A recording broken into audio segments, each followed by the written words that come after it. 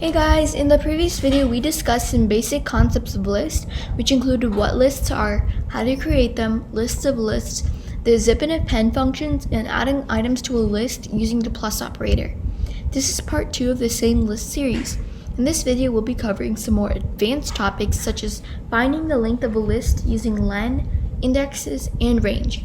Let's get started. First we'll discuss finding the length of a list. When we want to count the number of items in a list, we can use the function len.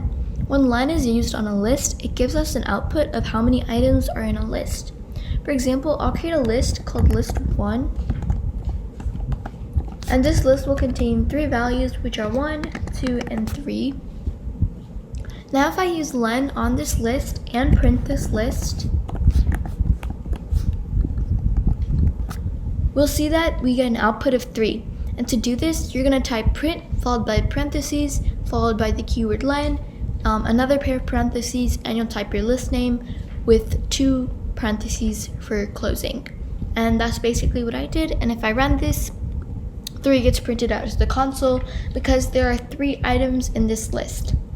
If I add another element to this list, let's say 4, and I run this, we'll see that 4 now gets printed out instead of 3 because now this list contains 4 items, not 3 items. Now that we've discussed len, let's discuss indexes. The position or placement of an element in a list is referred to as its index. One very important thing to remember is that lists are 0 indexed, which basically means that the first item in a list would be referred to as the 0th element in a list and would have an index of 0, and the second element would be referred to as the first element and would have an index of 1. Now I'll create another list called stores, and this list will contain 4 values, which are Walmart, Target, Hobby Lobby,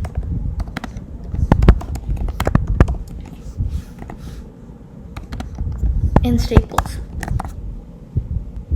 In this list, Walmart has an index of 0, Target has an index of 1, Hobby Lobby has an index of 2, and Staples has an index of 3. To select an item or element from a list, you must type the list name, followed by a pair of square brackets and the index of the element that you want to select.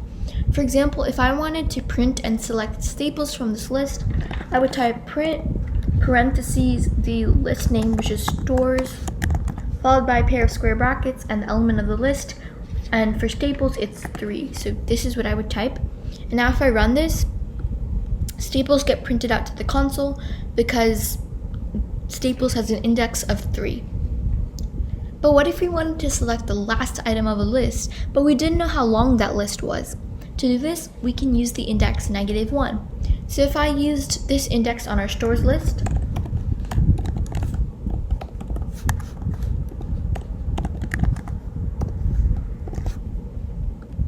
we see that Staples gets printed out because it's the last element of a list. In the same way, you can use the indexes -2, -3, and so on. The -2 index would select the next to last element, and the index -3 would select the third to last index or element. So let's try it. If I type -2 and run it, then Hobby Lobby gets printed out. But if I type -3 and run it, then Target gets printed out. The last thing I would like to cover is range. The range function generates a list of numbers based on what parameters you give it. The list normally starts at 0 and then ends at the number before the number you provided. So if I provided the number 5, this range function would print the numbers 0, 1, 2, 3, and 4. It would not include the number 5. So I'll create a list called range1,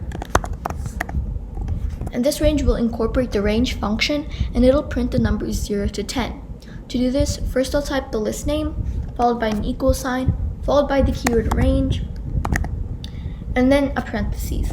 Inside the parentheses, I'll type the number 11.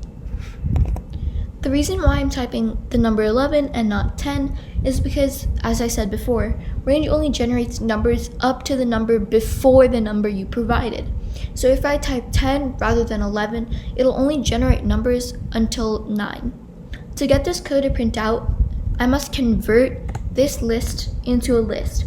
Now you may be wondering why I'm converting this quotation mark list into a list, because it's already a list. Technically, it's not a list because I'm not explicitly typing out values or providing each specific value, so you could consider it a list, but it's not a true list like the other lists discussed in part 1 of this series. If I run this code without converting the list into a list, we see that the numbers 0 through 10 do not get printed out. The only thing that gets printed out is just the range keyword followed by 0 and 11. This is why it's essential we convert this list, or whatever you want to call it, into a list. To convert it into a list and print it out, you have to type print followed by parentheses, list, then your list name, which is range 1, and then just the closing parentheses. And now if I run this, we'll get our 0 to 10 numbers. In this example, the numbers generated started at 0, but we can always change this if we provide 2 numbers instead of 1. If we provide 2 values for our range function, we get to explicitly choose what our range numbers will begin at and where it'll end. To display this, I'll create a list called range 5 to 15,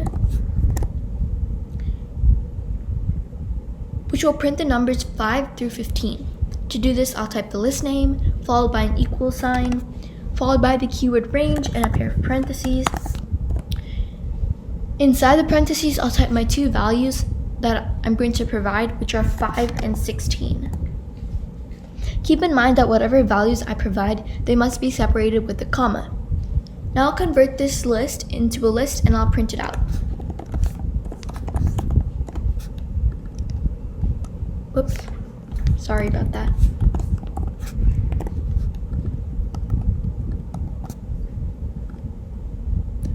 Now as you can see, the numbers 5 through 15 get printed out. We've used the range function by providing 1 and 2 values, but we can also provide 3 values if we wanted to. The third value is the number that tells the code how much to skip over each time. So if we use the same list we just used, but we added another parameter which we could name as which could be 2, and ran this, now we see that the numbers 5, 7, 9, and so on are printed out rather than consecutive numbers as in 5, 6, 7, 8. We can easily change this number to a 3. And if we do this, we'll see that numbers such as 5, 8, and 11 get printed out instead of 5, 7, 9. The difference is now they're skipping 3 numbers instead of skipping 2 numbers. That's all for this video. Thank you so much for watching. I hope this video helped you, and if it did, remember to leave a like and subscribe to this channel. Bye!